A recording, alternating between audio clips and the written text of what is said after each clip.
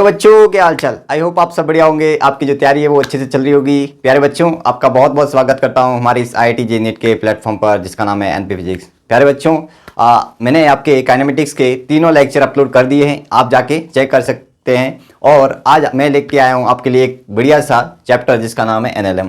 ठीक है, वैसे इसका जो वेटेज है वो तो एवरेज होता है, ना ज़्यादा है ना कम है, लेकिन ये बाकी जो चैप्टर है उसका एक प्रकार से बेसिक मान सकते हैं। ठीक है, तो बिना टाइम वेस्ट किए अपन शुरू करते हैं। ठीक है, तो ये है अपने पास न्यूटन बाबा और इन्होंने कुछ लॉस दिए थे जिसको अपन बोलते हैं न्यूटन्स लॉ ऑफ मोशन। ठीक है, इन्होंने 3 लॉ दिए थे, न्यूटन्स लॉ ऑफ मोशन के नाम से जाने जाते हैं। ठीक है, वो आज अपन इस लेक्चर में कवर करने वाले हैं। ठीक है, तो बिना टाइम वेस्ट किए आगे बढ़ते हैं। देखो आज क्या करने वाले हैं इस लेक्चर में। सबसे पहले अपन ये थ्योरी वाला पार्ट पढ़ लेंगे, इनर्शिया और तीनों लॉज पढ़ लेंगे, बेसिक फोर्सेस देख लेंगे। ठीक है, फिर अपन स्टैटिक्स प्रॉब्लम पे आएंगे, फिर डायनेमिक प्रॉब्लम, फिर कांस्टेंट मोशन और स्यूडो फोर्स पे आएंगे। ठीक है, यही आज का अपना का जो टॉपिक रहने वाले हैं वो आज अपन इस लेक्चर में कवर करेंगे। ठीक है, आगे बढ़ते हैं। तो इनका जो वेटेज रहा है, देखो 2019 में तो इसके कम ही क्वेश्चन आए और जाके जब मारा इन्होंने 2021 में 27 क्वेश्चन आए और 2022 में है वो 31 क्वेश्चन आए। ठीक है, और वापस उनका एवरेज थोड़ा सा रहा वो 20 का रहा है। यानी कि ये पर ईयर में अगर देखने जाए शिफ्टों में तो इनका जो क्वेश्चंस आ रहे हैं वो लगभग 20 के अराउंड आ रहे हैं। ठीक है, तो इनका जो ज़्यादा भी वेटेज नहीं और कम भी नहीं, लेकिन एवरेज इनका वेटेज रहता है। लेकिन ये जो चैप्टर है वो बाकी चैप्टरों के लिए एक प्रकार से बेसिक है। ठीक है, तो आगे बढ़ते हैं। देखो इसमें जो टॉपिक्स है उनका भी वेटेज है कि सबसे ज़्यादा पूछा जाता है that is second law of motion and FVD। जब अपन आगे पढ़ेंगे F = ma। ठीक है, ये अपन पढ़ेंगे सेकेंड लॉ, उसके ऊपर उसका जो वेटेज होता है वो बहुत ज़्यादा है। ठीक है, और ये बाकी का कम रहता है। बच्चे सोचते हैं कि पुली ब्लॉक सिस्टम का ज़्यादा रहता है, नहीं, ये जो सेकेंड लॉ होता है उसका ज़्यादा रहता है। बाकी का आप देख सकते हो यहाँ पे इक्विलिब्रियम का 11%, एलिवेटर का प्रॉब्लम का 11% और फ्रिक्शन का भी 22%। ये अपन इसके लिए अपन एक नया चैप्टर लेक्चर लेके आ जाऊँगा फ्रिक्शन के लिए। ठीक है, अपन बाकी जो भी है चीज़ें वो एक तो ये कवर करेंगे, ये और ये करें, ये इसको अपन ने अलग से एक लेक्चर इसके ऊपर मैं ले लूँगा। ठीक है, आगे बढ़ते हैं। हाँ, सबसे पहले अपने पास आता है पहला लॉ, न्यूटन्स का फर्स्ट लॉ ऑफ मोशन। ये जो लॉ है वो इसको अपन इनर्शिया लॉ पे भी जानते हैं। यहाँ पे गलत दिखती, इनर्शिया लॉ भी बोलते हैं। ठीक है, इनर्शिया लॉ क्यों बोलते हैं वो भी अपन समझते हैं। ठीक है, तो फर्स्ट लॉ ये बोलता है कि यहाँ पे वैसे लिखा हुआ है, मैं आगे स्लाइड ऐड कर देता हूँ। ये इन्होंने ये बोला कि अगर कोई बॉडी जो ऑब्जेक्ट है वो अगर रेस्ट में है तो वो रेस्ट में ही रहना चाहता है, या वो अगर मोशन में है कांस्टेंट वेलोसिटी से तो वो अगर मोशन में ही रहना चाहता है जब तक कि उसके ऊपर कोई अपन एक्सटर्नल फोर्स नहीं लगा दें। ठीक है, यही इन्होंने फर्स्ट लॉ दिया था। ठीक है, ये किसके कारण होता है, एक आता है कंसेप्ट दैट इज इनर्शिया। ठीक है, यहाँ पे कंसेप्ट आता है इनर्शिया। इनर्शिया वो एक इनएबिलिटी होती है किसी मैटर की जो अपने जो स्टेट है उसको चेंज करने से अपोज करता है। ठीक है, जैसे कि सपोज करो एक बॉडी है। ठीक है, तो अगर मैं इसके ऊपर एक्सटर्नल फोर्स नहीं लगाऊंगा तो ये जो बॉडी है वो रेस्ट में ही रहेंगी। ठीक है, जब तक कि मैं इसके ऊपर एक्सटर्नल फोर्स नहीं लगा देता। क्या ये बात आपको समझ में आई? जब तक कि मैं इसके ऊपर एक्सटर्नल फोर्स नहीं लगा देता तो ये क्या रहेगी, रेस्ट में रहेगी। या कोई बॉडी जो कि कांस्टेंट वेलोसिटी से जा रही है इस तरफ, तो ये कांस्टेंट वेलोसिटी से ही जाएगी जब तक कि मैं इसके ऊपर कोई एक्सटर्नल फोर्स नहीं लगा दूं। ये इसके खुद के इनर्शिया की वजह से होता है। यहाँ पे एक कंसेप्ट आता है इनर्शिया। ठीक है, इनर्शिया ये बोलता है, ये होता है इनएबिलिटी, यहाँ पे करेक्शन कर देते, ability of body which oppose the changes of states, है ना, changes of their states। ये लिख देते हैं ऑन स्टेज। अपनी खुद की जो स्टेट है वो चेंज करने से अपोज करता है। ठीक है, उसको अपन बोलते हैं इनर्शिया। ठीक है, तो ये इनर्शिया होता है और इसको इनर्शिया लॉ इसलिए बोलते हैं क्योंकि यहाँ पे जो न्यूटन्स का पहला लॉ इन्होंने ये बोला कोई अगर बॉडी वो रेस्ट पे है तो रेस्ट पे ही रहना चाहती है, या कोई मोशन में है तो वो मोशन में ही रहना चाहती है जब तक कि उसके ऊपर अपन कोई एक्सटर्नल फोर्स नहीं लगा दें। ठीक है, इसके ऊपर कोई एक्सटर्नल फोर्स नहीं है तो ये दोनों या तो मोशन में रहेगी या रेस्ट में रहेगी, दैट इज इनर्शिया के कारण। तो इसलिए अपन क्या बोलते हैं, इसको इनर्शिया लॉ भी बोलते हैं। ठीक है, समझ में आ गया? आगे बढ़ते हैं। जैसे आपने देखा होगा कि एक गिलास है, ठीक है, और इसके ऊपर मैंने एक पेपर रख दिया, उसके ऊपर एक मैंने कॉइन रख दिया। अब मैं क्या करता हूँ, इस पेपर को ऐसे इसको पुश करता हूँ तो यहाँ से तुरंत निकल जाएगा, लेकिन अपने इस इनर्शिया की वजह से जो ये कॉइन है वो यहाँ पे रहेगा और कुछ टाइम बाद ये अंदर गिलास के अंदर गिर जाएगा।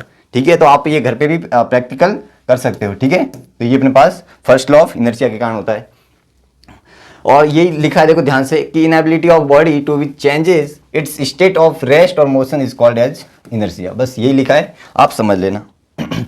देखो न्यूटन्स का पहला लॉ यही है, यहाँ पे सारी चीजें लिखी है। A body at rest will remain at rest, a body in motion will remain in motion until and unless some external force is applied on it. यानी कि जब तक कि इसके ऊपर कोई फोर्स नहीं लगाए तब तक कि वो इसकी जो स्टेट है वो चेंज नहीं होती है ड्यू टू इनर्शिया। ठीक है, इसलिए अपन इसको क्या बोलते हैं, लॉ ऑफ इनर्शिया बोलते हैं। ठीक है, जैसे कि अपन क्या कर रहे हैं, ये जैसे इसकी गाल खींच रहा है, ठीक है, गोली मोली ये इस गाल खींच रहा है, यानी कि ये क्या कर रहा है, पुल कर रहा है। ठीक है, और ये क्या कर रहा है, इसको धक्का दे रहा है। ठीक है, तो ये क्या कर रहा है, पुश कर रहा है।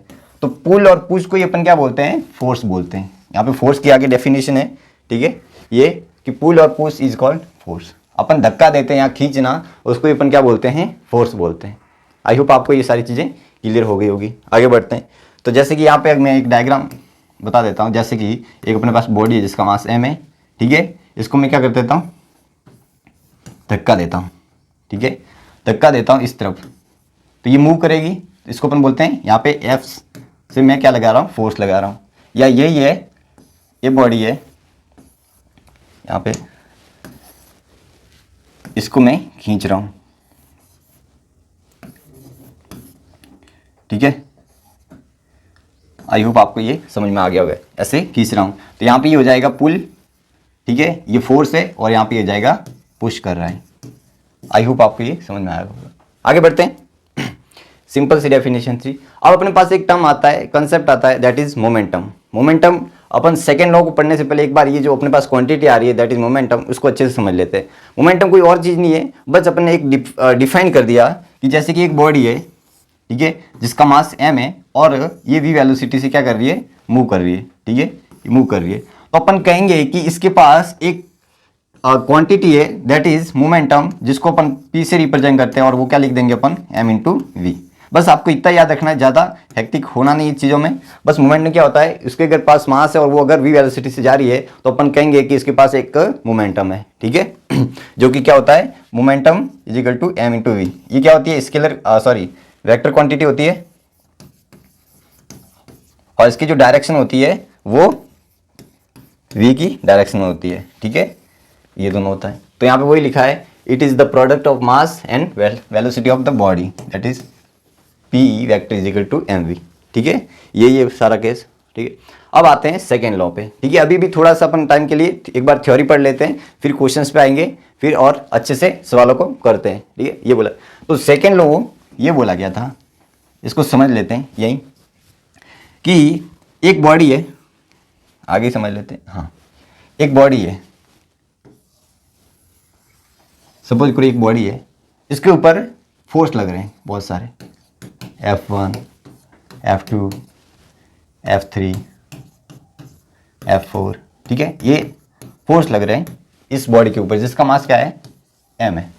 बॉडी अपने पास जिसके ऊपर बहुत सारे फोर्स लग रहे हैं। ठीक है, और अब जब ये फोर्स लग रहे हैं तो कुछ टाइम बाद, ठीक है, आफ्टर टी टाइम, कुछ टाइम बाद ये क्या कर रही होगी, मूव कर रही होगी किसी न किसी वेलोसिटी से। ठीक है, हो सकता है कि मान लो कि ये इनिशियल वेलोसिटी v1 से मूव कर रही थी, अब इसके कारण, इस फोर्स के कारण अब इसकी वेलोसिटी क्या हो गई, v2 हो गई। या मैं ऐसे मान लेता हूँ, ज़्यादा अपन चेंज ले रहे हैं, ये अपन मान लेते हैं एक बार के लिए v मान लेते हैं। ठीक है, तो अब जो आफ्टर dt टाइम बाद इसका चेंज आया, d प्लस dv चेंज आया। ठीक है, तो जो सेकेंड लॉ ये बोलता है कि किसी बॉडी के ऊपर लगने वाला नेट एक्सटर्नल फोर्स वो इसके चेंज इन मोमेंटम के प्रोपोर्शनल होता है, बस यही बोला है। और अपन जानते हैं कि मोमेंटम क्या हो जाएगा, वो हो जाएगा m इंटू वी होता है। तो इसमें छोटा सा अगर चेंज आया है दैट इज dp हो जाएगा, और वो क्या हो जाएगा, m मास है इसका और ये dv हो जाएगा। ये हो गया अपने पास मोमेंटम। और यूनिट टाइम में जो चेंज आता है मोमेंटम में वो बोला गया है कि फोर्स के इक्वल होता है, बस ये बोला गया था सेकेंड लॉ ने। तो यहाँ से मैं लिख देता हूँ, in unit time dt the change in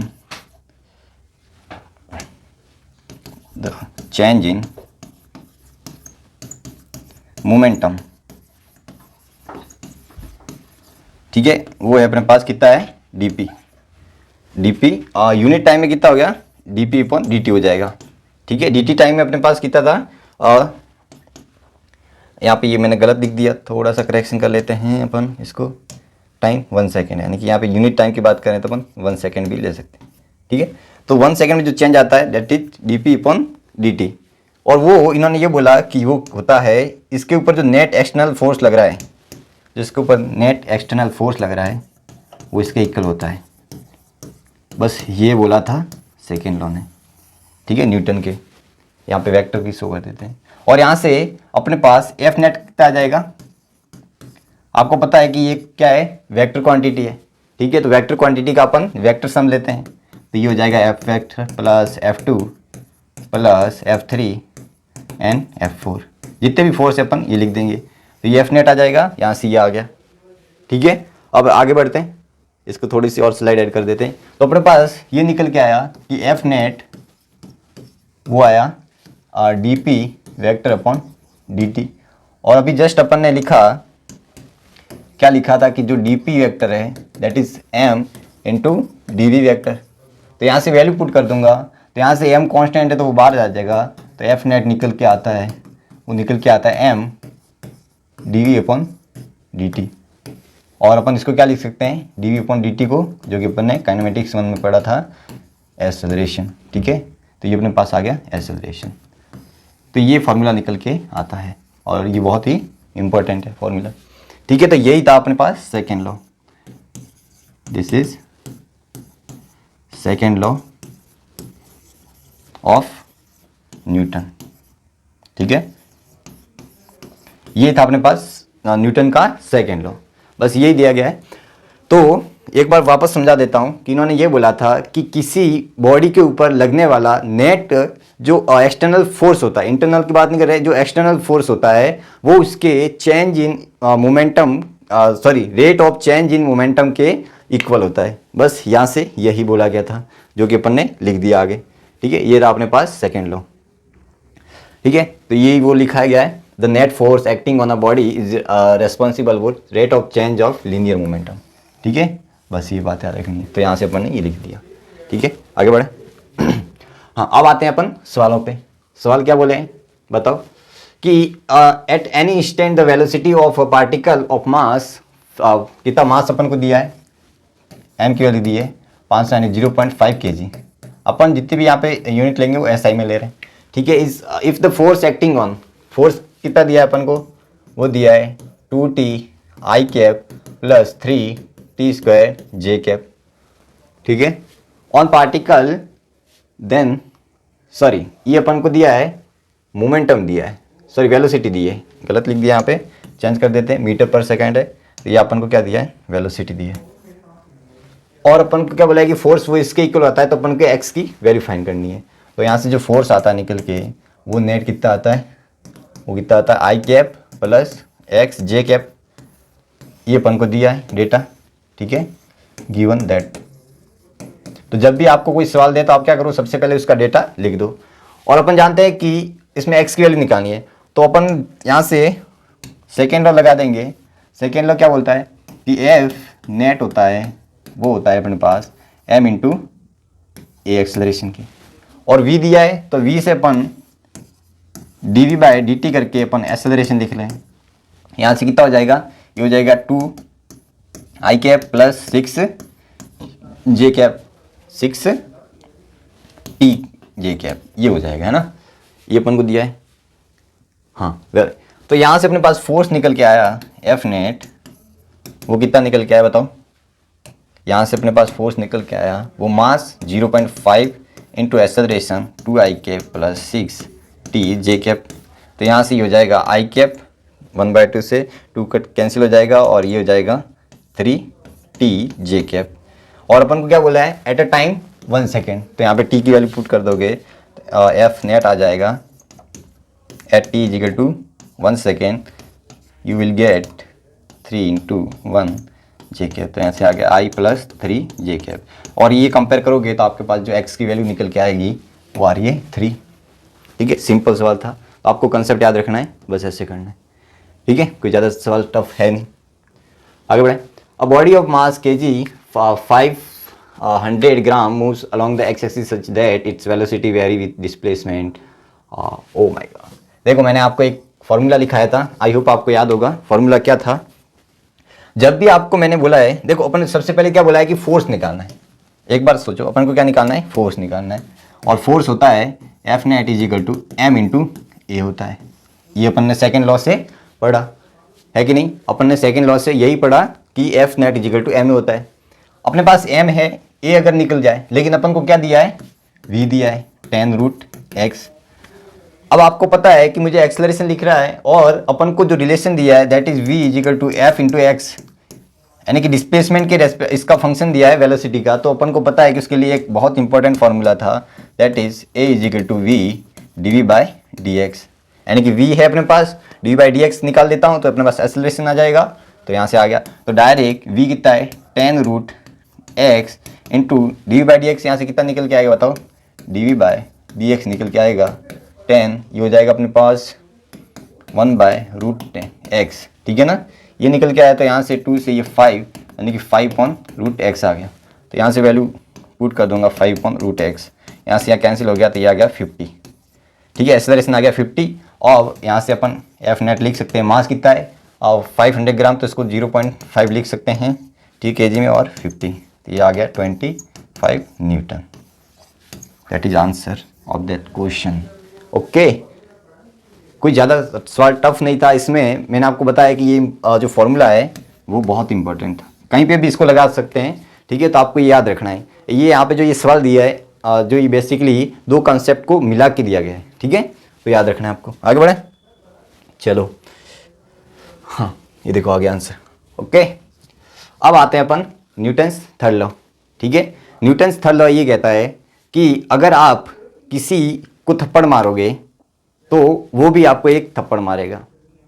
ठीक है, बड़ी अजीब बात है। ठीक है, न्यूटन्स ने यही बोला था। अपन अगर डेली लाइफ में ये समझे कि अगर आप किसी को थप्पड़ मारते हो तो आपको भी एक थप्पड़ पड़ेगी। ठीक है, तो यही वाला केस है कि every action there is a equal and opposite reaction. कोई भी बॉडी, अगर जैसे मान लो एक बॉडी है, सिंपल एग्जाम्पल लेते हैं। ठीक है, ये आदमी है, ये इसको क्या कर रहा है, धक्का दे रहा है, इस तरफ में पुश कर रहा है। तो ये क्या कर रहा है, इसके ऊपर फोर्स दे रहा है F। ठीक है, तो इसको अगर दोनों का अलग अलग मैं डायग्राम बनाता हूँ। ठीक है, ये F इस तरफ दे रहा है, तो इसके ऊपर F लग रहा है इस तरफ। तो ये जो बॉडी है ये भी अपना इस F के इक्वल, इस F के इक्वल इसके ऊपर ये लगाएगी। तो अगर यहाँ पे ये एक्शन लगा रहा है, ठीक है, इसको अगर मैं मान रहा हूँ एक्शन, तो ये अपने पास क्या बन जाएगा, दैट इज रिएक्शन। ठीक है, ये एक्शन है तो ये अपने पास क्या बन जाएगा, रिएक्शन। ठीक है, और ये आपस में क्या होते हैं, इक्वल होते हैं और ऑपोजिट होते हैं, इक्वल और ऑपोजिट डायरेक्शन में होते हैं, एक दूसरे को लगते हैं। और ये अजीब जो यहाँ पे जो बच्चे हैं वो कंफ्यूज हो जाते हैं और ये कंसेप्ट लेके बैठ जाते हैं कि ये अगर दोनों के ऊपर फोर्स लग रहा है इस तरफ तो नेट फोर्स तो इसका 0 बन रहा होगा। ठीक है, तो ये बहुत गलत कंसेप्ट है, क्योंकि आप ध्यान से देखो जो ये फोर्स आपस में ऑपोजिट में लग रहे हैं, इक्वल है, तो ये एक बॉडी पर नहीं लग रहा है। अगर एक ही बॉडी पर कोई फोर्स लगते हैं, ठीक है, जैसे मान लो यहाँ पे भी F लग रहा है, यहाँ पे भी F लग रहा है, that is F net on this body is will 0। तो यहाँ से इस बॉडी पर जो नेट फोर्स लग रहा है 0, लेकिन यहाँ पे ये बॉडी पर जो फोर्स लग रहे हैं वो दोनों अलग अलग बॉडी पर लग रहे हैं, इसलिए यहाँ पे कैंसिल नहीं होते हैं, यानी कि नेट यहाँ पे 0 नहीं बनता है। तो इस केस में आपको ये बात याद रखनी है कि यहाँ पे जो F नेट है नॉट इक्वल टू 0 है। ठीक है, इन दोनों का आप ये कैंसिल मत कर देना, गलत बात है। ठीक है, तो ये आपको याद रखना है। तो न्यूटन्स लॉ ये बोलता है, जैसे कि दूसरा एग्जांपल ले कि एक नाव है, ठीक है, ठीक है, नाव है। अगर यहाँ से आदमी यहाँ पे कूदता है तो ये इसको इस तरफ फोर्स दे रहा है, ठीक है, ये इसको कहाँ पीछे धकेल रहा है, तो ये नाव भी इसको आगे फोर्स देगी, इक्वल एंड ऑपोजिट में। क्या ये बात समझ में आई? ठीक है, बहुत सारे आप केस ले सकते हो। सिंपल अपन आगे पढ़ेंगे कि अपने पास अर्थ के ऊपर एक ब्लॉक पड़ा है, जो इसको क्या लग रहा है, mg, ये mg लग रहा है, तो इसका वेट की वजह से ये अर्थ पे फोर्स लगा रहा है, तो अर्थ भी इसके ऊपर क्या लगा रही होगी, ये भी इसके ऊपर एक फोर्स लगाती है। अपन आगे पढ़ेंगे दैट इज नॉर्मल, और वो किसके इक्वल हो जाएगा, अगर इक्वल है रेस्ट पे है तो n is equal to mg के इक्वल। ये आगे अपन पढ़ेंगे सारी चीज़ें। तो आपको ये ध्यान रखना है कि जो न्यूटन्स का थर्ड लॉ है वो क्या बोलता है कि for every action there is an equal and opposite reaction. ठीक है, तो हमेशा ऑलवेज एक्शन अगर हो रहा है तो वहाँ पे एक रिएक्शन होगा। और यहाँ पे ये भी याद रखना है कि जरूरी नहीं कि कोई, जैसे मान लो कि हमेशा एक्शन ही लगा रहा हो, अपन देख के अपन डिफाइन नहीं कर सकते कि ये एक्शन लगा रहा है, ये रिएक्शन लगा रहा है। ठीक है, अगर अपन एक किसी को एक्शन ले रहे हैं तो वो दूसरे के ऊपर क्या होगा, रिएक्शन होगा। तो देख के नहीं बता सकते कि एक्शन होगा या रिएक्शन होगा। आगे बढ़ते हैं, ये था अपने पास थर्ड लॉ। ठीक है, तो यहाँ पे लिखा है कुछ action and reaction never cancel each other on they. ठीक है, यही वाला डिफरेंस, क्योंकि ये क्या कर रहे हैं, डिफरेंट बॉडी पर लगता है, इस वजह से अपन ने कैंसिल नहीं कर सकते, क्योंकि यहाँ पे मैंने लिखा। ठीक है, सारी चीज़ें बता दी। अब आगे बढ़ते हैं, अब पढ़ते हैं टाइप्स ऑफ फोर्सेज। फोर्स के अपन क्या पढ़ते हैं, टाइप पढ़ते हैं बहुत सारे। ठीक है, तो बेसिक अपने पास जो फोर्स है वो तीन है, वेट ऑफ बॉडी, नॉर्मल और टेंशन ऑफ इन स्ट्रिंग। ये इसके ऊपर ही आपके मोस्ट ऑफ सवाल आते हैं। ठीक है, तो इसको बाय वन बाय अपन समझते हैं। ठीक है, तो पहला है अपने पास वेट। देखो यहाँ पे ये क्या है, अपने पास अर्थ है, ये धरती माता है। ठीक है, और आपको पता है कि अगर माता है, यहाँ पे माँ है, तो इनका प्यार हमेशा अट्रैक्ट ही करता है। ठीक है, तो यहाँ पे कोई भी बॉडी, चाहे वो ये मून ही क्यों ना हो, इसको भी अपनी तरफ अट्रैक्ट करेगा। यहाँ पे कोई भी पार्टिकल है, यहाँ पे अट्रैक्ट करेगा। ठीक है, ये अपनी गोद में लेना चाह रही है माँ। ठीक है, तो वही वाली बात है, माँ का प्यार बहुत बड़ा होता है। आप इस फिजिक्स से आप डेली लाइफ के भी कंसेप्ट सीख सकते हो। ठीक है, कि ये जो मेन सेंटर होता है, ठीक है, मेन सेंटर उसकी तरफ खींचता है। ठीक है, तो यहाँ से ये बॉडी इस तरफ आएगी, ये अगर यहाँ पे है तो इस तरफ आएगी, हमेशा सेंटर की तरफ। ठीक है, खींचती है धरती माता। तो यहाँ से ये जब यहाँ पे खींचती है तो इसके ऊपर जी लगता है, और अपन जानते हैं कि mg यहाँ पे इसका वेट हो जाएगा। ठीक है, इसका भी mg अलग अलग डायरेक्शन में mg लग जाएगा। इसको ही अपन बोलते हैं फोर्स ऑफ ग्रेविटी। ग्रेविटी के जो फोर्स लगता है that is force of gravity, और ये फोर्स होता है अपने पास mg के इक्वल। बस ये याद रखना है। ठीक है, आगे बढ़े। ये जैसे कि अपने पास ब्लॉक है, इसका मास m मान लेते हैं। ठीक है, इसका मास अपन ने मान लिया m।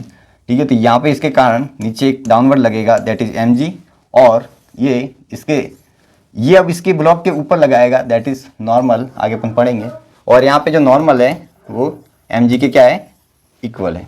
ठीक है, रेस्ट पे है। बस ये और भी सारी चीज़ें हैं, जैसे यहाँ पे एक ब्लॉक रखा गया है, ये नीचे mg लग रहा है, ऊपर क्या लगेगा बताओ, नॉर्मल लगेगा। आगे सारी चीज़ें पढ़ेंगे।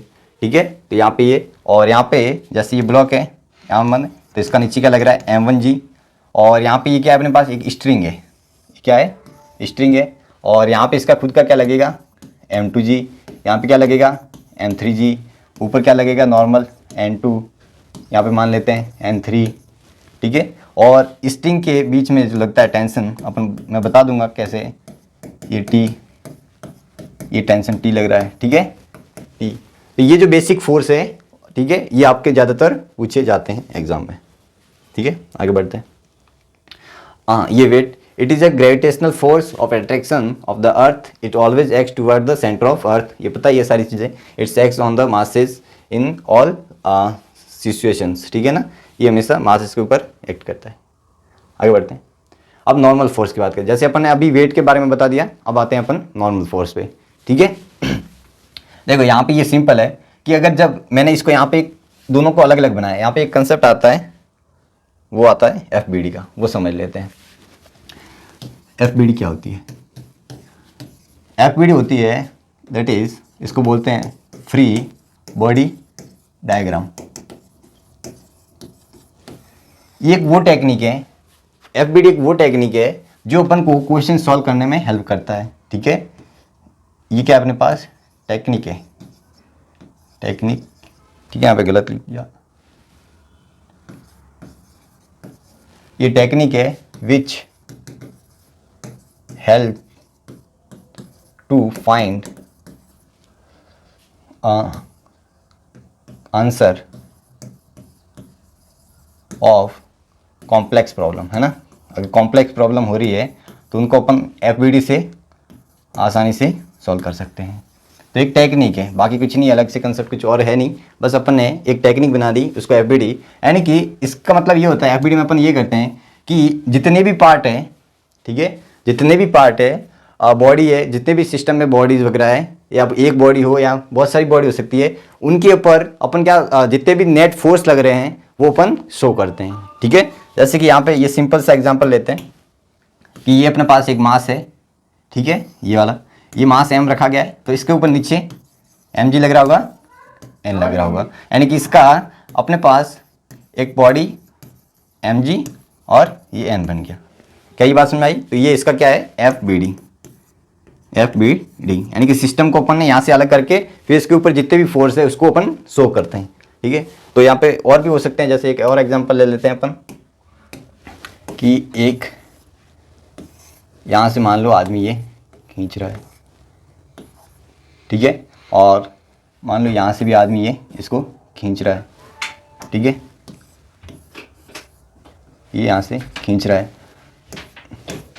तो यहाँ पे जो इसका एफबीडी बनेगा वो कैसा बनेगा, देखो ध्यान से, इसका जो एफबीडी बनेगा आपको पता है कि इसके ऊपर एक नीचे डाउनवर्ड एक्ट करेगा, that is mg, and upward is normal, और इस डायरेक्शन में जो लग रहा है, ठीक है, मान लो ये θ1 एंगल पे है और θ2 एंगल पे है, तो यहाँ से अपन क्या कर देते हैं, θ1 एंगल और यहाँ से ये f2 लग रहा है, f2 दैट इज θ2 एंगल, ठीक है, ये f1 लग रहा है। तो बस ये अपन ने जो भी जितने भी फोर्स थे अपन ने शो कर दिए, ताकि अपन इसके कंपोनेंट लेके अपन आराम से सॉल्व कर सकते हैं, एक्स और वाई डायरेक्शन में लेके अपन आराम से सॉल्व कर सकते हैं। अपन काइनेमेटिक्स इस एनएलएम का सेकेंड लॉ लगा के अपन आराम से सॉल्व कर सकते हैं। आई होप आपको ये सारी चीज़ें क्लियर हो गई होगी। आगे बढ़ते हैं। तो यहाँ पे वही है, अगर मैं इसको अलग अलग करके देखता हूँ तो अपन को ये लग रहा है कि ये इसके ऊपर नॉर्मल लगा रहा है, उल्टा उल्टा ये नॉर्मल लगा रहा है इसके ऊपर, ठीक है, और इसका किसके कारण लगा रहा है, ये mg के कारण, ठीक है, ये mg के कारण इसके ऊपर नॉर्मल लगा रहा है, तो ये भी इसके ऊपर क्या लगा रहा है, due to third law of Newton, ये उसके ऊपर नॉर्मल लगा रहा है, बस यही है। तो नॉर्मल ये फोर्स कुछ और नहीं है कि दोनों की जो सरफेस है, कॉन्टैक्ट सरफेस, ये अपने पास क्या है, कॉन्टैक्ट सरफेस, जो कॉन्टैक्ट सरफेस है, जो अपने पास कॉन्टैक्ट सरफेस है, उनके हमेशा परपेंडिकुलर लगता है, ठीक है। तो जो नॉर्मल होता है, ठीक है, यहाँ पे लिख देता हूँ, जो नॉर्मल होता है always perpendicular to contact surface, ठीक है ना, ये समझ लेना। तो जो नॉर्मल होता है वो ऑलवेज परपेंडिकुलर लगता है कॉन्टैक्ट सरफेस से। तो वो सरफेस ऐसे भी हो सकती है, जैसे मान लो आगे पढ़ेंगे अपन, जैसे वेज है ये, ठीक है, तो अब की बार जो नॉर्मल लगेगा, इनकी कॉन्टैक्ट सरफेस ये, तो इसके परपेंडिकुलर ऐसे लग जाएगा, ठीक है। तो ये बस हो गया। तो ये सारी चीज़ें आपको ऐसे समझनी है, बस आगे बढ़ते हैं। जैसे इसका देखते हैं अपन, नॉर्मल रिएक्शन कैसे लगेगी, इसका लगेगी ऊपर कॉन्टैक्ट सरफेस ये है, नॉर्मल ऐसे लगेगी, दैट इज n1, इसकी सरफेस ऐसे है तो यहाँ पे n2 लगेगी, बस हो गया। आगे बढ़ते हैं। तो यहाँ पे वही लिखा है, it's come into play when two surfaces come in contact. पहले सबसे बात तो ये कि ये दोनों कॉन्टैक्ट में होनी चाहिए, तभी ये लग सकता है, नॉर्मल लगता है, ठीक है। और it's always act perpendicular to surface in contact, यही बताया मैंने, ठीक है। और it act on body surfaces equally in opposite direction में, ठीक है। एक दूसरे के ऊपर जो लगाते हैं नॉर्मल रिएक्शन, वो क्या होते हैं, इक्वल पे होते हैं और ऑपोजिट डायरेक्शन में होते हैं, जो कि किसके कारण आते हैं ये normal reaction, that is due to third law of Newton, ठीक है, इसके कारण आता है अपने पास। आई होप आपको ये समझ में आया होगा। आगे बढ़े। अब बात करते हैं तीसरा जो अपने पास फोर्स है, दैट इज टेंशन। टेंशन आता है, ठीक है, अभी भी बहुत सारे बच्चों को टेंशन है कि पता नहीं कैसा एग्जाम जाएगा, ठीक है। तो उसको देखो, ये तो अपन फिजिक्स के जो टेंशन है वो तो अपन वैल्यू फाइंड कर सकते हो, लेकिन जो डेली लाइफ की टेंशन है वो अपन कैसे फाइंड कर सकते हैं, ठीक है। तो वो भी ऐसा जरूरी नहीं कि यहाँ पे इनकी जो इक्वेशंस है वही डेली लाइफ में आप सॉल्व करो, हो सकता है अपने जीवन की जो डेली लाइफ की जो इक्वेशन है अगर वो आपने सॉल्व कर दी तो उसका भी आप टेंशन फाइंड कर सकते हो और जितना हो सके उसका कम भी कर सकते हो, वो आपके ऊपर डिपेंड करता है। ठीक है, तो आप ये मत करो कि इस टेंशन को फाइंड करने के चक्कर में आप टेंशन ले रहे हो। ठीक है, तो ये आप आई होप आप समझ गए होंगे मैं क्या कहना चाह रहा हूँ। तो ये जो टेंशन होता है ये फोर्स होता है और हमेशा ये लगता है स्ट्रिंग में। ठीक है, तो ये लगता है, ये यहाँ पे लिख देता हूँ, ऑलवेज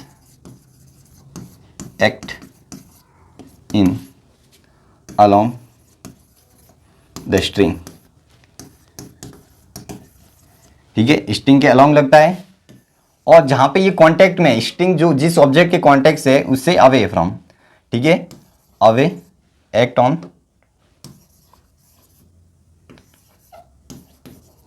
यहां पे लिख देते हैं एक्ट फ्रॉम, नहीं यहां पे ऐसे लिख देते हैं act away from the body which connected to string। ठीक है ना, जिस स्ट्रिंग से कनेक्ट है कोई बॉडी वो उससे हमेशा दूर की तरफ लगता है और अलोंग लगता है स्ट्रिंग के। ठीक है, यही बस दो आपको चीज़ें डायरेक्शन को ध्यान रखना है, ये टेंशन को रिप्रेजेंट करता है। अपन आगे देखते हैं, जैसे कि ये वाला है, ये मैंने इस यहाँ से पकड़ रखा है। ठीक है, और इसको वेट को मैं क्या कर रहा हूँ ऐसे बैलेंस कर रहा हूँ। तो यहाँ पे ये नीचे क्या लग रहा है, इसका W लग रहा है वेट, तो इसके कारण यहाँ पे जो टेंशन की डायरेक्शन हो जाएगी दैट इज ये, क्योंकि इसके बीच में कांटेक्ट यहाँ पे और ऑब्जेक्ट ये और स्ट्रिंग के अलोंग लगता है और इस ऑब्जेक्ट से अवे लगता है, ये हो गया। और अगर मुझे यहाँ से लिखना है तो ये अपने पास सिस्टम हो गया ऑब्जेक्ट, तो यहाँ पे अगर मुझे टेंशन लिखना है तो वो डाउनवर्ड हो जाएगा। बस आपको ये याद रखना है। ठीक है, तो अगर बैलेंस करना है तो आप देखो यहाँ पे रेस्ट पे है तो आप F net is equal to m ही करके, यहाँ पे एक्सेलरेशन 0 है। ठीक है, तो यहाँ से आप डायरेक्ट लिख सकते हो एफ नेट इजिकल टू 0, यानी कि रेस्ट पे है, इक्विलिब्रियम पे है, आगे बढ़ेंगे अपन इक्विलिब्रियम इसके इक्वल है। तो ये अपनी टेंशन की वैल्यू आ गई। तो कोई ज़्यादा टफ सवाल था नहीं। ठीक है, आगे बढ़ते, जैसे कि इसमें लिखना है टेंशन पुली है अपने पास। ठीक है, ये अपने पास W1 लग रहा है, W2 लग रहा है। ठीक है, यहाँ पे टेंशन T हो जाएगा, ये ऊपर हो जाएगा, यहाँ पे नीचे हो जाएगा T, और सिमिलरली यहाँ पे नीचे T हो जाएगा, ऊपर T हो जाएगा। ठीक है, तो टेंशन एक इंटरनल फोर्स है।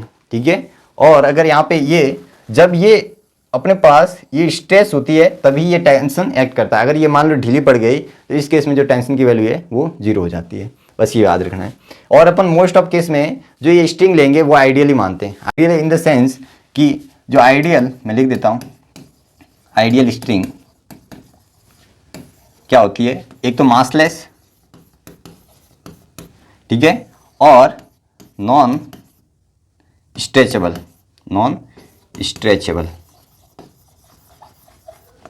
ठीक है, स्ट्रेच नहीं होनी चाहिए, ऐसे नहीं कि लंबी हो रही है तब यहाँ पे अलग हो जाएगा। तो ये आइडियल केस में जो हर पॉइंट पर टेंशन रहता है, ठीक है,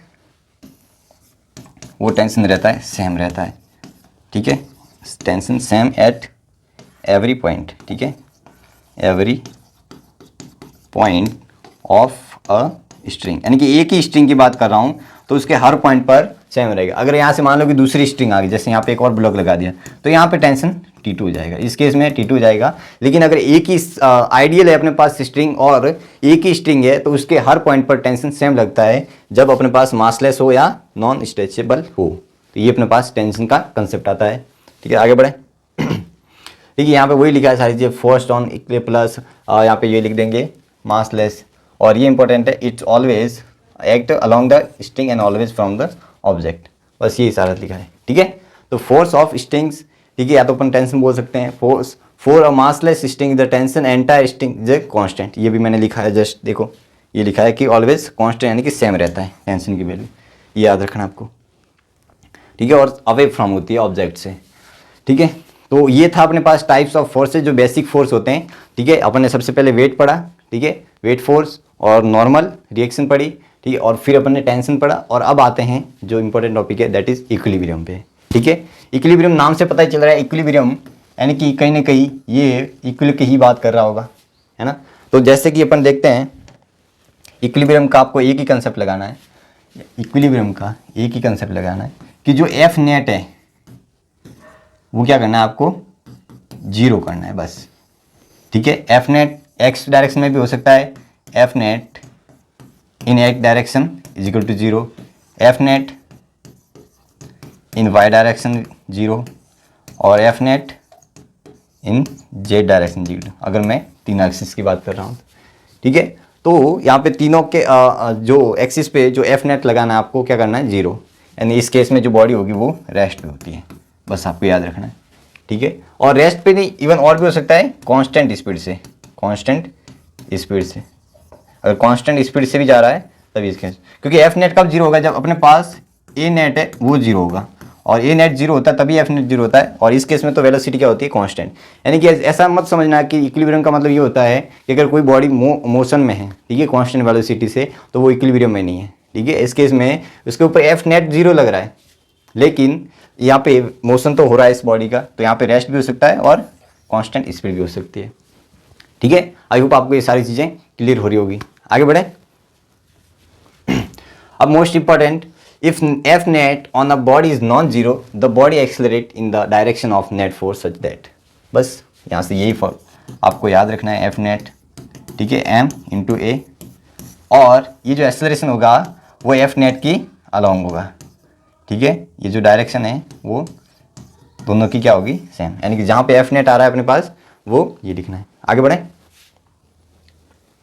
इसको समझने से पहले एक थोड़ा और कंसेप्ट समझ लेते हैं, जैसे कि क्या वाई डायरेक्शन कैसे बात कर रहे हैं, ये एक्स वाला है, तो देखो ध्यान से, किसी के भी बॉडी ऊपर जितने भी फोर्स लग रहे हैं, ये बॉडी है, इसका मास एम है, यहाँ पे लग रहे हैं, that is theta angle, theta one angle पे F1 मान लेते हैं, यहाँ पे लग रहा है, ठीक है, that is theta two angle पे F2 लग रहा है, ठीक है। बस यही यहाँ पे लग रहे हैं, सपोज करो यहाँ पे ये फोर्स लग रहे हैं, ठीक है।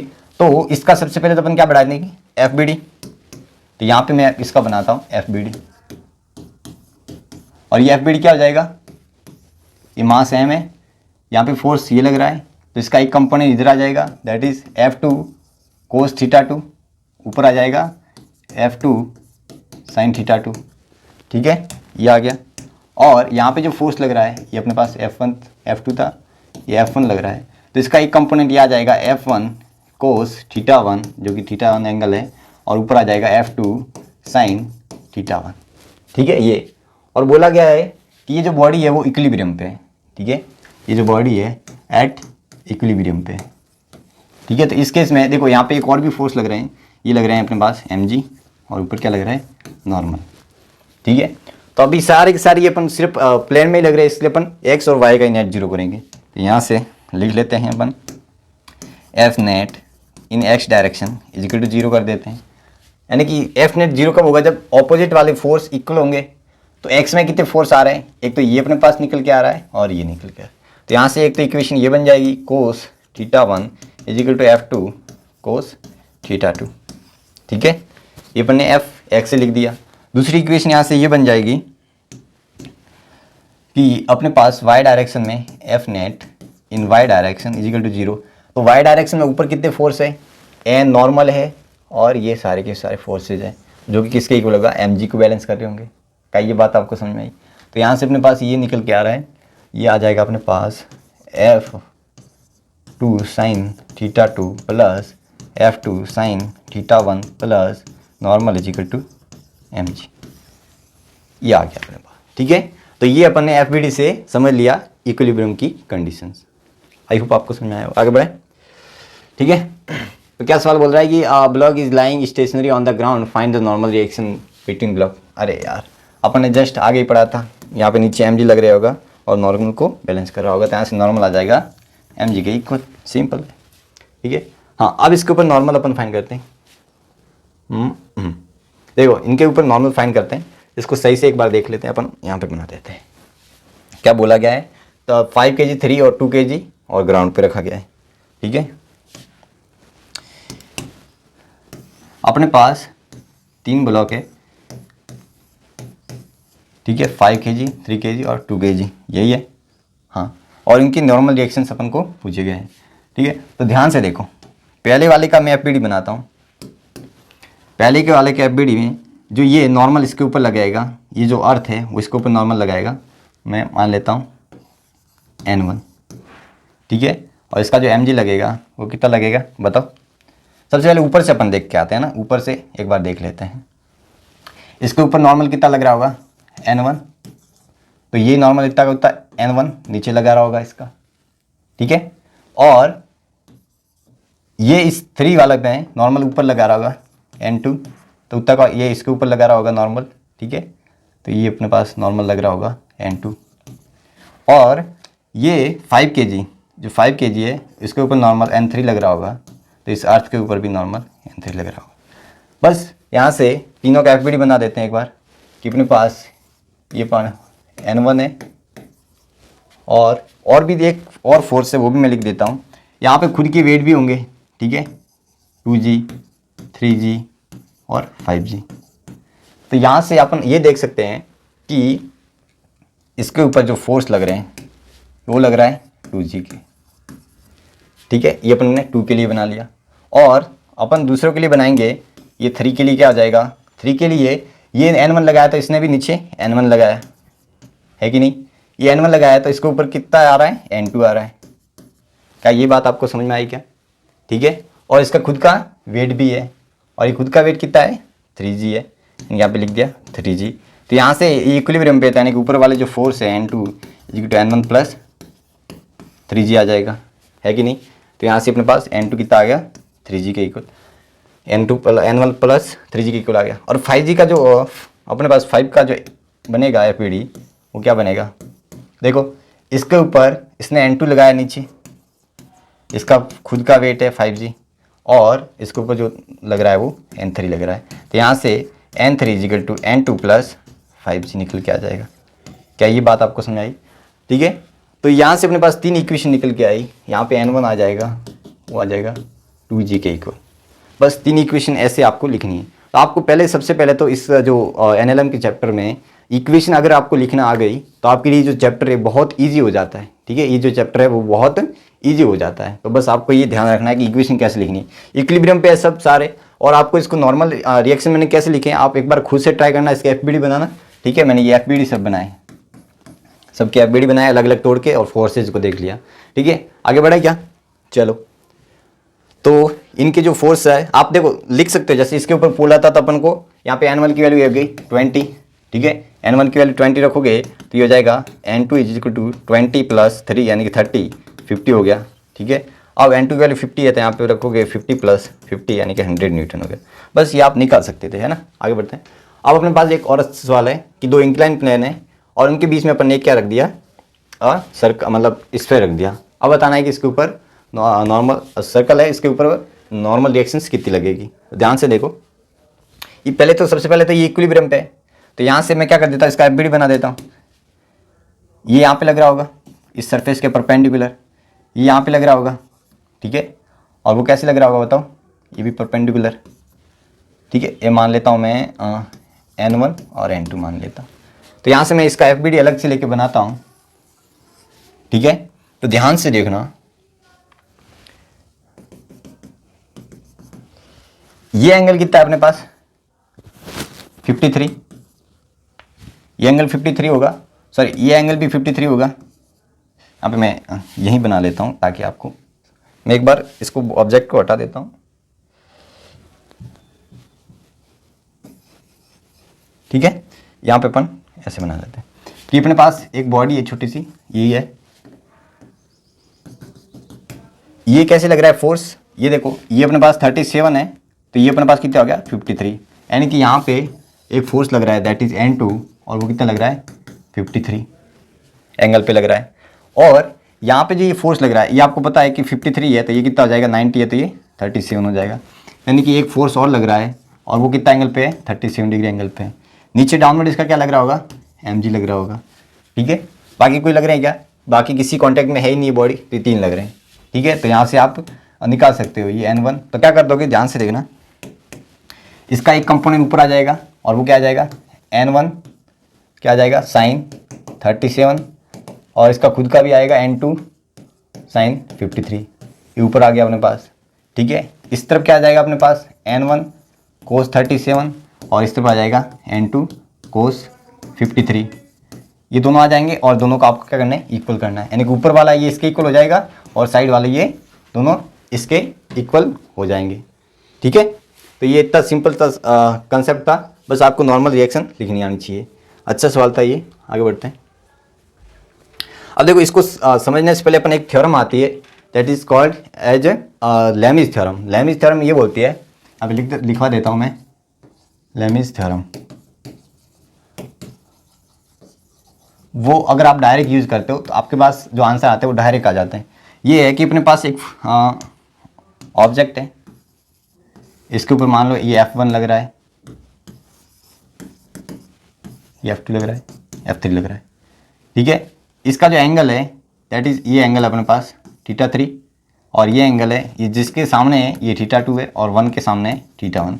तो इसका जो निकल के कंसेप्ट आता है वो आपको ये है कि F1 अपॉन साइन का θ1 is equal to F2 upon sine θ2 is equal to F3 upon sine θ3। बस ये आपको लेमिज थ्योरम लगानी है, एंगल दिए होंगे तो आप निकाल सकते हो, है ना। तो यह बहुत इंपॉर्टेंट थ्योरम है, याद रखना। तो यहाँ पे वही है, आप लेमिज थ्योरम पे से भी कर सकते हो, इक्विलिब्रियम से भी कर सकते हो। एक्चुअली में लेमिज थ्योरम वो इक्विलिब्रियम के कंसेप्ट से ही लगा के डायरेक्ट सॉल्व की हुई है, तो डायरेक्ट भी आप सॉल्व कर सकते हो। ठीक है, तो आप ऐसे करो, ये सवाल बहुत सिंपल सवाल है। ठीक है, सीधे आप होमवर्क में ले लो, या मैं बता देता हूँ डायरेक्ट यहीं पे। क्या फोर्स इसमें क्वेश्चन में क्या बोला है कि ब्लॉक इज एट स्टेज और अननोन फोर्स F दिया है applied so that make angle 30 degree then tension. ठीक है, इक्विलिब्रियम पे है। ठीक है, और ये क्या बोला गया, इक्विलिब्रियम पे है और मुझे टेंशन की वैल्यू फाइंड करनी है।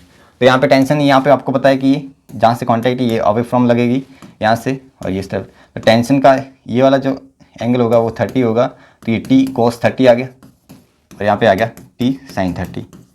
बस दोनों को यहाँ पे इक्वल करना है। यहाँ पे फोर्स की वैल्यू दी है क्या, नहीं दी है, तो ऐसे यहाँ पे ये भी लिख सकते हो डायरेक्ट, है ना।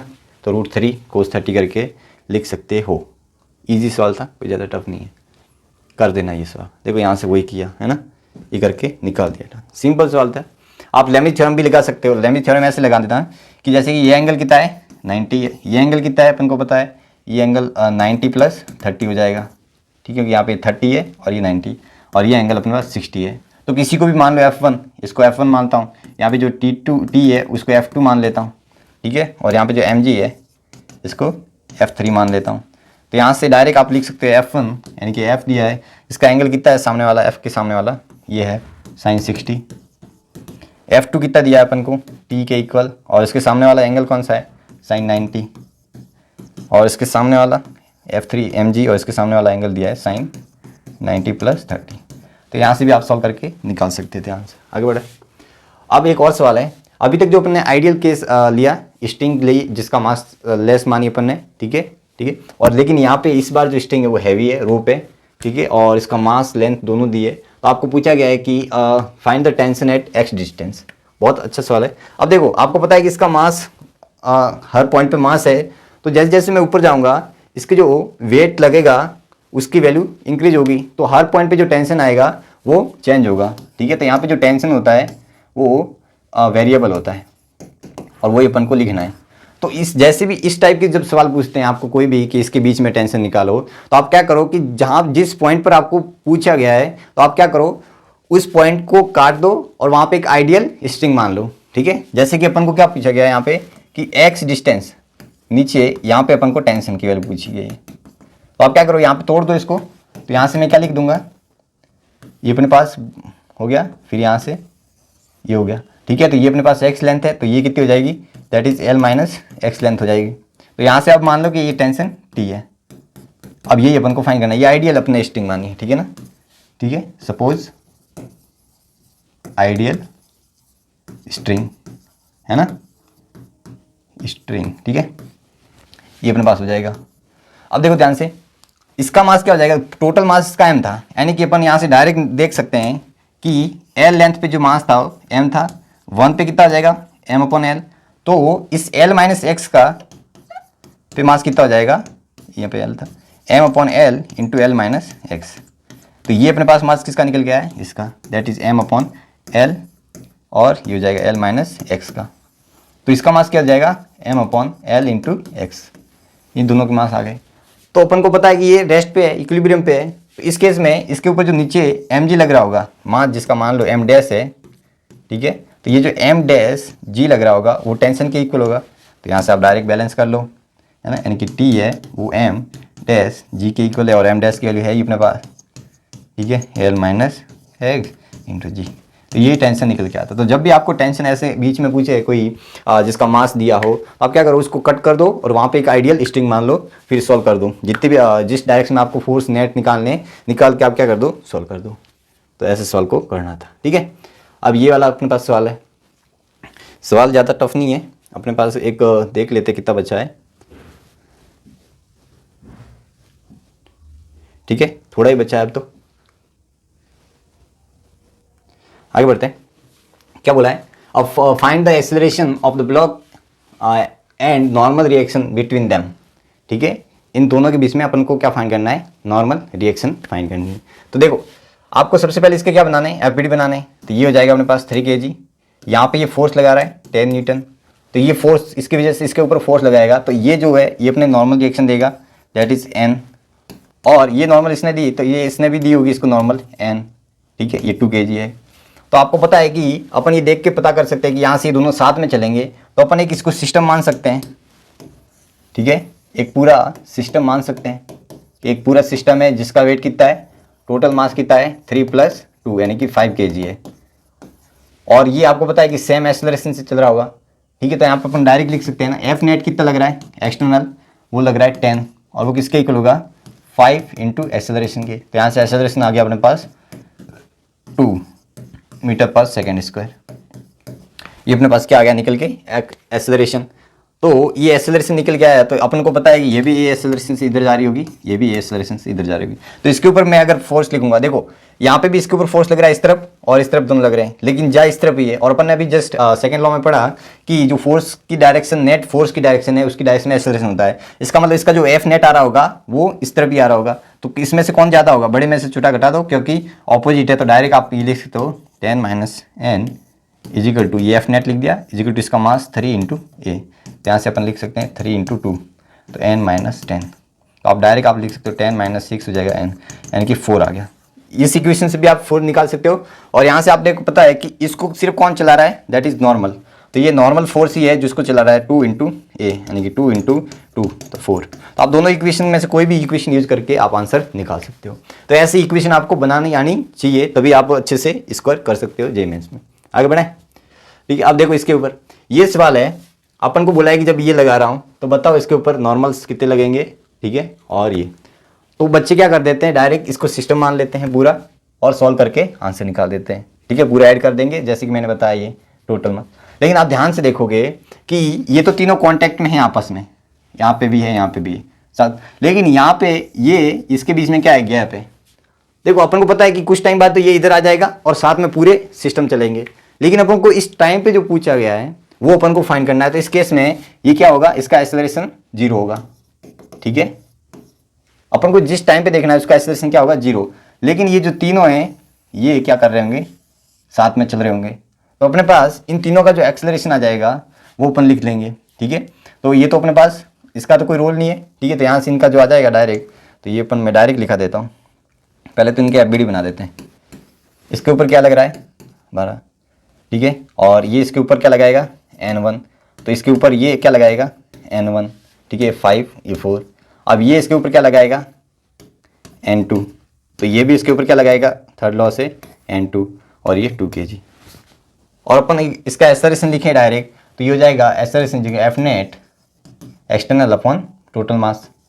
तो कितना हो जाएगा 12 अपॉन कितना है 9 11, ठीक है, यही है मास। तो ये हो गया अपने पास 6 11। ये अपने पास क्या निकल गया है एक्सेलरेशन, ठीक है। तो ये एक्सेलरेशन यहाँ पे वापस वही इक्वेशन लगा सकते हो। देखो ये तीनों सेम से जा रहे होंगे, इस तरफ से जा रहा होगा, और ये भी सेम से जा रहे होंगे। देखो कुछ टाइम बाद तो ये भी चलेगा, लेकिन आपको मेन याद रखना है कि यहाँ पे ये अलग है थोड़ा सा, तो जिस टाइम पे पूछा है अपन वो लिख रहे हैं। ये हो जाएगा 12 - n1 इजिकल टू 5 × a। एक तो इक्वेशन यहाँ से बन जाएगी, यहाँ से इक्वेशन क्या बनेगी n1 - n2 is equal to 4 × a। इसकी ये इक्वेशन बना दी, और जो n2 होगा दैट इज़ 2 × a।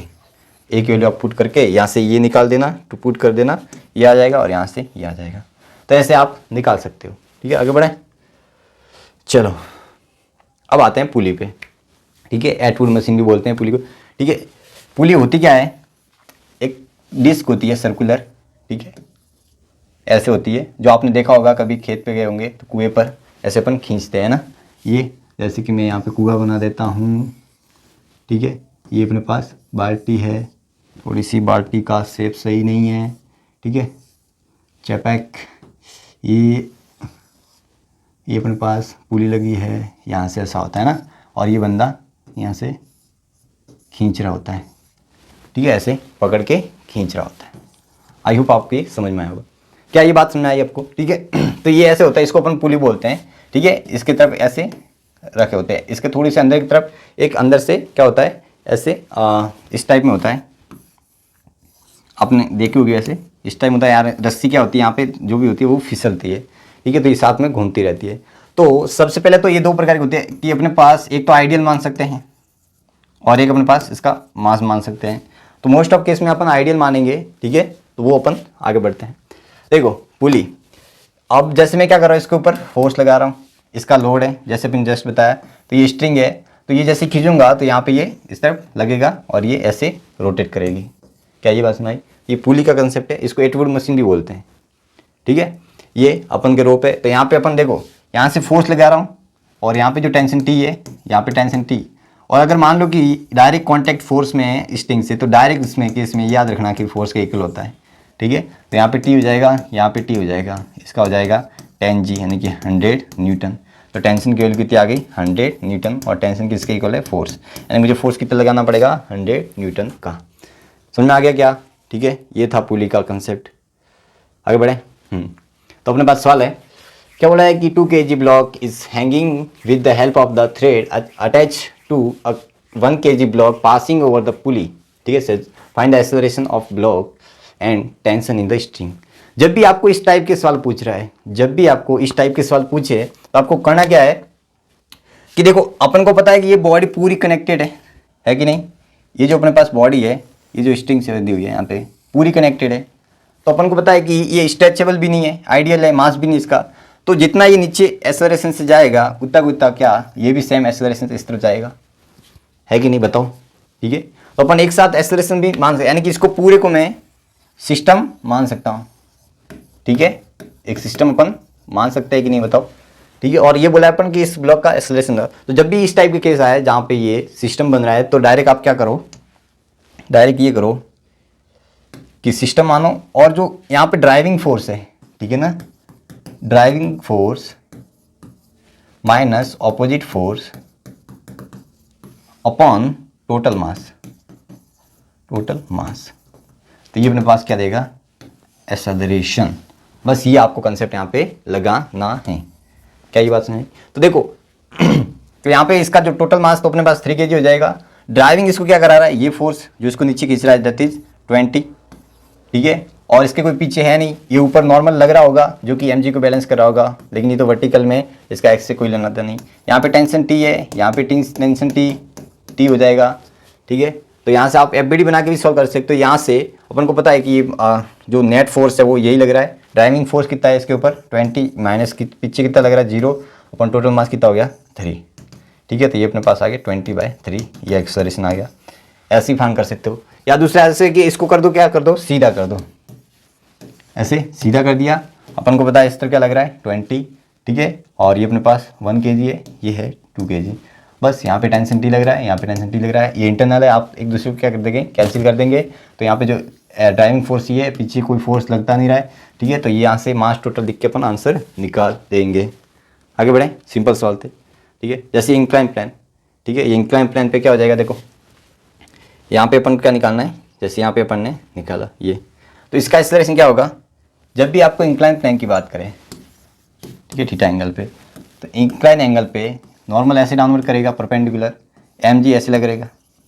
ठीक है, और इस mg के दो कंपोनेंट हो जाएंगे, ये थीटा mg कोस थीटा, और एक इस तरफ आएगा that is mg sine theta. यानी कि ये तो आपस में बैलेंस कर रहे होंगे एक दूसरे को, ब्लॉक ऊपर न जा रहा है न नीचे जा रहा है। ठीक है, कॉन्टैक्ट में, लेकिन ये ब्लॉक इस तरफ जा रहा है ए एक्सेलरेशन से। ठीक है, तो यहाँ से अपन डायरेक्ट लिख सकते हैं कि जो फोर्स होता है वो m इंटू ए, और ये क्या है एम जी साइन थीटा। तो यहाँ से एम साइन कैंसिल, आने की इस केस में आपको याद रखना है कि हमेशा साइन जिस साइन थीटा से एक्सेलरेशन से एक्सेलरेट करती है बॉडी, जिसका मास अपने पास m दिया होता है।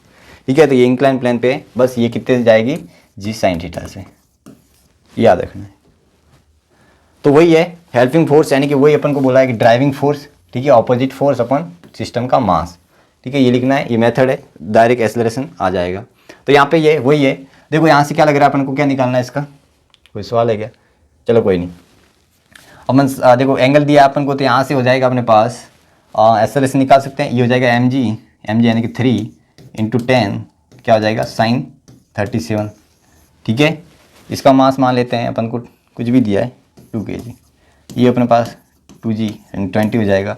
अब क्या कर दो, इसको सीधी कर दो, है ना। तो यहाँ पे पीछे क्या लग रहा है, ये 3 इंटू 10 इंटू साइन 37 के लिए अपने पास 3/5, तो ये अपने पास हो गई 2 और 9 8 न्यूटन। इस तरफ क्या लग रहा है 20 न्यूटन। तो ये किस तरफ फ्लो होगी, नेट इस तरफ लग रहा है, यानी कि ये एक्सेलरेशन से इस तरफ होगी। तो एक्सेलरेशन क्या आ जाएगा, इसके ऊपर net force, driving force minus opposite force, और टोटल मास कितना है 5, यानी कि 2/5 एक्सेलरेशन आ गया। ऐसा सवाल करने, सिंपल सवाल है, ये भी आप करना। देखो यहाँ पे क्या हो जाएगा अपने पास, मैं डायरेक्ट लिख देता हूँ m1g साइन थीटा 1, यहाँ पे क्या लग जाएगा m2g साइन थीटा 2, बस। तो यहाँ पे आपको अगर एक्सेलरेशन लिखना है तो वो जाएगा, कोई भी मान लो अगर अपन को वैल्यू नहीं दी है, तो sine theta 2 minus m1g sine theta 1 upon mass क्या दिया m1 प्लस m2, यहाँ से लिख सकते हो आप डायरेक्ट। आगे बढ़े। ठीक है, ये सवाल था, ये आपके लिए होमवर्क है, कोई ज़्यादा टफ नहीं है, बस वो जो अभी जस्ट लास्ट वाला मैंने केस बताया 2023 का है। ठीक है, तो ये था अपने पास, अपन ने जो पढ़े अभी तक, वो पुली के केस पढ़े, ठीक है, इक्विलिब्रियम के केस पढ़े, ठीक है, फोर्स टाइप्स देख लिए अपन ने, न्यूटन्स के लॉ देख लिए। अब आते हैं अपने पास एक कंसेप्ट आता है, दैट इज मूविंग पुली। अभी तक जो अपन ने देखा वो अपन ने स्टेशनरी पुली देखी, जहाँ पे जो पुली थी वो क्या थी, सिर्फ रेस्ट पे थी। कहीं पे भी देखो आप, ठीक है, यहाँ पे रेस्ट पे, देखो ध्यान से, यहाँ पे रेस्ट पे। ये जितने भी केस अपन ने पढ़े वो किसके पढ़े, अपन ने स्टेशनरी पुली के पढ़े। ठीक है, तो यहाँ पे जब मूविंग पुली होती है तो इस केस में अपने पास एक कंसेप्ट निकल के आता है। ठीक है, वो अपन एक बार आगे देख लेते हैं, इसको पेज ऐड कर देते हैं। ये कैसे निकल, देखो इस केस में जो अपने पास कंसेप्ट आता है, that is T dot X का डॉट प्रोडक्ट वो हमेशा 0 होता है। यानी कि आपको पता है कि जो टेंशन है वो क्या है, इंटरनल फोर्स है, और इंटरनल फोर्स आपस में एक दूसरे के ऑपोजिट होते हैं। तो यहाँ पे ये जो टेंशन है उसके द्वारा जो नेट फोर्स जो वगडन होगा, अपन को पता है कि वगडन क्या होता है, आगे पढ़ेंगे, टी डॉट एक्स ये वगडन है।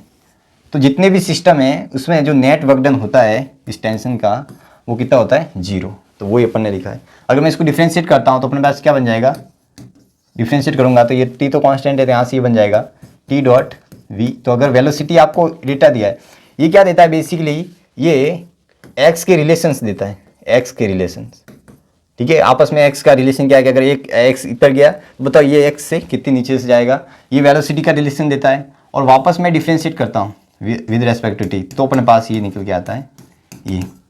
और अपन को पता है कि फोर्स इंटू वेलोसिटी क्या होता है, ये पावर, यानी कि समेशन जो पावर होती है दैट इज 0। वर्क डन 0 है तो यहाँ पे पावर भी 0 हो जाएगी, और ये अपने पास फोर्स इंटू एक्सेलरेशन का डॉट प्रोडक्ट भी क्या होता है 0। ठीक है, तो ये आपको कॉन्सेप्ट यूज में लेना है, ये सवाल करेंगे इसके ऊपर, देखो। ठीक है, यही लिखा है मैंने, ये ऑन सिस्टम, सिस्टम के ऊपर लिखना है, तो ये पूरे, लेकिन ये बात कर रहा है सिस्टम की। ठीक है, ये पूरे सिस्टम के लिए वैलिड है। ठीक है, आप बहुत सारे एक साथ लिख सकते हो। देखो ये रहा सवाल। ठीक है, ये अपने पास पुली है, क्या किया इन्होंने, ये यहाँ से ऐसे है। ठीक है, इस पुली का मास है 3 kg। ठीक है, और अपन को बोला क्या गया है क्वेश्चन में, शायद इसमें मिस प्रिंट हो गया, कोई दिक्कत नहीं, अपन करते हैं सवाल। देखो ये अपने पास है, ऐसे बांधा हुआ होगा ना, हाँ, एक ब्लॉक है 3 kg का, 2 kg का। अब अपन को इनके दोनों के एक्सेलरेशन देखने हैं। तो आपको पता है कि अगर मान लो पुली स्टेशनरी होती है तो इनके दोनों के एक्सेलरेशन होते हैं वो क्या होते हैं, कांस्टेंट होते हैं। लेकिन यहाँ पे क्या कर रही है, मूविंग पुली है, मूविंग पुली, और ये आइडियल है। आइडियल में इन द सेंस इसका जो मास है दैट इज 0 है। ठीक है, तो इसके ऊपर जो नेट फोर्स लग रहा होगा, ठीक है, एफ नेट ऑन पुली, वो क्या होगा, मास इंटू एक्सेलरेशन।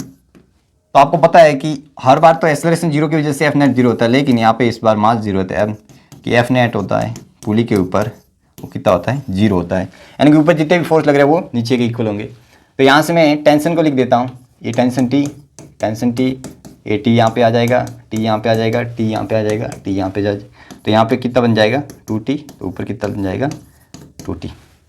क्या ये बात आपको समझ में आई क्या? ठीक है, यहाँ पे सही से लिख देते हैं, ऊपर लगेगा 2t, ठीक है, नीचे क्या लग रहा है इसके 3g 30 लग रहा है। अब बस अपन को एक्सेलरेशन पूछा है तो अपन को पता है कि दोनों अलग अलग एक्सेलरेशन से मूव कर रही होगी, मान लो ये a1 से और ये a2 से, ठीक है। तो इनका पहले तो रिलेशन भी फाइंड कर सकते हो। देखो कैसे करोगे कि यहाँ से एक तो अपन इक्वेशन लगा के सॉल्व कर सकते हैं कि t इजिकल टू क्या हो जाएगा अपने पास 2 × a1, एक तो ये बनेगा, दूसरी ये बन जाएगा अपने पास कि ये मूविंग मान लो ये नीचे जा रहा है तो ये हो जाएगा अपने पास 3g minus 2t is equal to 3a2। ये अपने पास दो इक्वेशन निकल के आई, ठीक है। और एक तीसरी इक्वेशन जो आएगी that is t dot a से वो कंसेप्ट लगा के, ठीक है, इक्वेशन नंबर 1 सेकेंड, और यहाँ से जो निकल के आएगी वो क्या निकल के आ जाएगी बताओ, वो आ जाएगी, देखो पहले के लिए यहाँ पे डॉट प्रोडक्ट देख रहे हैं तो टेंशन t है, ठीक है, एक्सेलरेशन क्या है a है, a1 है, और एंगल कितना है, डॉट प्रोडक्ट में थीटा आता है, एंगल कितना है, दोनों के सेम डायरेक्शन है, ठीक है, तो ये आ जाएगा 0 डिग्री, प्लस यहाँ पे टेंशन कितना है 2t है, एक्सेलरेशन a2 है, एंगल कितना है दोनों के बीच में, ये 180 है, इजिकल टू 0। तो यहाँ से 180 की वैल्यू होती है -1, तो इस तरफ आएगा तो पॉजिटिव हो जाएगा, तो t से t तो वैसे भी गया, तो यहाँ से अपने पास आ गया a1 इजिकल टू 2a2, एक इक्वेशन ये निकल के आई, थर्ड इक्वेशन। 3 इक्वेशन है अपने पास, 3 वेरिएबल है, सॉल्व करके आंसर निकाल सकते हैं। अब निकाल लेना आंसर, ठीक है। तो कोई बस ये कंसेप्ट कैसे यूज में लेने, बस आपको ये ध्यान में रखना है, ठीक है। यहाँ पे एक कोई ब्लॉक है, ठीक है, आप सॉल्व कर सकते हो, आगे बढ़े। ये भी सवाल आपके लिए होमवर्क है, जैसे मान लो यहाँ पे मैं 1 kg दे देता हूँ, बस आपको ये बताना है इसका, ठीक है। ये यहाँ पे मूविंग पुली है, तो यहाँ पे आप एक के लिए होमवर्क ले लो, इन तीनों के एक्सेलरेशन निकालने इक्वेशन बना के, ठीक है। अब ध्यान से देखो, अगर एक पॉइंट अपने पास, एक पॉइंट है वो अगर रुका हुआ है, ठीक है, एक पॉइंट यहाँ पे फिक्स है, तो इस केस में अगर ये फिक्स है तो आपको पता है कि जब ये x चले गए इस तरफ, तो ये जो ब्लॉक है इस तरफ वाली ये, इसको कितना चलना पड़ेगा 2x। अगर ये वेलोसिटी v से जा रहा है तो ये कितने से जा रहा है 2v से। अगर इसका एक्सेलरेशन a है तो यहाँ पे ये 2 से a से जाएगा। क्यों? क्योंकि आप देखो ध्यान से, जब ये इतना आता है, मान लो यहाँ पे आ गया, तो ये x और ये x, दो रस्सी का यहाँ पे गैप हो गया, तो यहाँ पे कितना हो जाएगा 2x। बस इसको डिफरेंशिएट करोगे तो 2v हो जाएगा, और वापस इसका डिफरेंशिएशन करोगे तो 2a हो जाएगा। बस तो ये आपको भी याद रखना है कि जब भी एक बंद हो जाता है तो इस केस में दूसरे का जो होता है वो 2 टाइम्स हो जाता है, यानी कि एक को फिक्स करने पर। जैसे यहाँ पे अपन को क्या बोला है, फिक्स है, तो अगर मान लो कि ये x, v, a से जा रहा है, तीनों की एक साथ बात कर रहा हूँ, तो यहाँ पे ये किस तरफ से जा रहा होगा, x 2x से 2v से जा रहा होगा और 2a से जा रहा है, बस क्योंकि यहाँ पे ये फिक्स पॉइंट है। आप दूसरा भी यहाँ पे इक्वेशन लगा के सॉल्व कर सकते हो, ठीक है, ये वाली, ये समेशन करके 0 कर सकते हो, या t डॉट v करके भी कर सकते हो, या t डॉट a भी करके 0 कर सकते हो, ठीक है। तो ज़्यादा टफ नहीं था, आगे बढ़ते हैं। अब दोनों ही इस केस में अगर मान लो कि दोनों ही ब्लॉक अब मूव है, ठीक है, एक तो फिक्स पॉइंट था, ठीक है, ये पुली भी मूव है जिसका मान लो कि एक्सेलरेशन पुली x है और vp है और ap है, ठीक है। तो इस केस में मान लो कि इसका एक्सेलरेशन a1 जो कि इस तरफ है, इसका एक्सेलरेशन a2 जो कि इस तरफ है। तो ऐसे सवालों को कैसे करना होता है, तो आप देखो ध्यान से, एक कंसेप्ट है यहाँ पे बता देता हूँ कि जैसे मान लो कि एक पुली है जो AP से ऊपर जा रही है, ठीक है, और एक ब्लॉक है जो मान लो ये 1 है और ये 2 है, ठीक है। इसका एक्सेलरेशन क्या होगा, मान लो कि a1 ऊपर होगा, a2 कहीं ना कहीं होगा, मुझे नहीं पता है ना, तो वेक्टर के साथ लिखेंगे। तो क्या करता हूँ, इसके लिए आपको पता होगा, ये पता है कि अगर मैं इसके ऊपर बैठ जाता हूँ और फिर देखता हूँ इनको, तो इसके ऊपर बैठ के अगर मैं देखता हूँ तो मेरे को तो यही लगेगा ना कि जितनी ये एक्सेलरेशन से ऊपर आ रहा है, यानी कि यहाँ पे मैं इक्वेशन लिख रहा हूँ कि acceleration of 1 with respect to pulley वो इक्वल होगा, लेकिन माइनस में होगा, that is acceleration 2 with respect to pulley. क्या यही होगा कि नहीं, ठीक है। तो यहाँ से आप डायरेक्ट लिख, अपन को पता है कि रिलेटिव में कैसे लिखते हैं, a1 minus AP equal to minus a2 minus AP। तो ये इस तरफ आ जाएगा, तो अपने पास जो ए पी की वैल्यू आ जाएगी that is A1 plus A2 vector upon 2। तो आपको यहाँ पे साइन के साथ में लेना है बस। ये अगर मान लो कि ये दोनों ऑपोजिट जा रहे हैं, अगर डायरेक्शन के साथ दिए, ठीक है ना, यहाँ पे AP A1 A2 with direction, ठीक है ना, डायरेक्शन साथ लेना है आपको। ऊपर वाले ये तो पॉजिटिव लेना है, नीचे वाले तो नेगेटिव लेना है, बस ये याद रखना है। इस तरफ है तो नेगेटिव, इस तरफ पॉजिटिव, ठीक है। बस एक दूसरे को क्या लेना है, ऑपोजिट। इस वाला अच्छा है, वैसे इस वाले में डायरेक्शन नहीं दिए, ठीक है। यहाँ पे अपन यही मान सकते हैं कि डायरेक्शन ऊपर ही होगी। A1 ये A1 से जा रहा होगा, A2 से A3 से जा रहा होगा, ठीक है। ये दिया और ये 4 से मान लो कहीं ना कहीं जा रहा है, मेरे को नहीं पता ऊपर या नीचे जा रहा है। आप तो एक तो डायरेक्ट इक्वेशन लगा के वेक्टर वाली सॉल्व कर सकते हो। तो आपको पता है कि अगर ये A1 से जा रहा है तो ये क्या रहेगा, A1 से नीचे आ रहा होगा, ठीक है। ये ऊपर जा रहा है A2 से, तो ये A2 से नीचे आ रहा होगा, ठीक है। तो बस यहाँ पे वो कंसेप्ट लगाना ही है। अपन क्या जानते हैं कि AP का होता है वो A1 प्लस A2 अपॉन 2। क्या यही होता है कि नहीं, बताओ, ठीक है। तो यहाँ से ये आप सॉल्व कर देना इसको, है ना, ये इक्वेशन लगा के यहाँ पे तीनों के लिए सॉल्व कर देना, ठीक है। या आप वो वाली भी इक्वेशन लगा सकते हो, ठीक है, ये वाली 0 करके सॉल्व कर देना। आगे बढ़े, आंसर ये है इसका। अब आते हैं स्यूडो फोर्स, ठीक है। स्यूडो फोर्स क्या होता है एक बार कितना रहा है, थोड़ा ही रहा है, एक लास्ट टॉपिक है अपने पास, लास्ट टॉपिक है दैट इज स्यूडो फोर्स, ठीक है। स्यूडो फोर्स क्या होता है, देखो एक बार समझ लेते हैं कि अब अभी तक जो अपन ने जितने भी चीज़ें देखी, ऑब्जर्वेशन किया, वो अपन ने देखा एक इनर्शियल फ्रेम में देखा। इनर्शियल फ्रेम क्या होता है, इनर्शियल फ्रेम होता है कि जब आप एक्सेलरेट, कोई एक्सेलरेशन जो भी फ्रेम है वो एक्सेलरेट नहीं हो रहा है तो अपन को बोलते हैं उसको इनर्शियल फ्रेम बोल रहे हैं। यानी कि उसका एक्सेलरेशन क्या है, 0 है, तो उसको बोलते हैं अपन क्या बोलते हैं, इनर्शियल फ्रेम। और अगर कोई एक्सेलरेशन हो रहा है उसका, ठीक है, कोई बॉडी एक्सेलरेट हो रही है, उस केस में अगर मैं देखता हूँ तो वो अपने पास जो फ्रेम हो जाता है वो होता है नॉन इनर्शियल। तो अपन ये देखते हैं कि ध्यान से, ये अपन पास ये यहाँ से देखता है कि अपन को पता है ये ऊपर एन लगेगा, नीचे क्या लगेगा, mg, ठीक है। तो यहाँ पे ऊपर m लग रहा है, नीचे क्या लग रहा है, mg। तो यहाँ से यहाँ पे अपन इक्वेशन लिख सकते हैं इसके रेस्पेक्ट में, क्या लिख सकते हैं बताओ, ये लिख सकते हैं कि n minus M G equal to इसमें मास इंटू ए। तो यहाँ पे इस तरफ जो n की वैल्यू आ जाएगी वो m कॉमन ले लूँगा, g प्लस ए आ रही है, नॉर्मल रिएक्शन नहीं आ रहा है। अब केस वही है, आदमी बस यहाँ पे बैठ गया, ठीक है। अब पहले तो क्या था, ये ऑब्जर्वर है वो इनर्शियल फ्रेम पे था, इनर्शियल फ्रेम में था। अब ये आ गया नॉन इनर्शियल फ्रेम में, इनर्शियल फ्रेम में। तो जब ये नॉन इनर्शियल फ्रेम में आया तो अपन को पता है कि इस केस में जब आता है तब यहाँ पे एक कंसेप्ट आता है दैट इज सूडो फोर्स।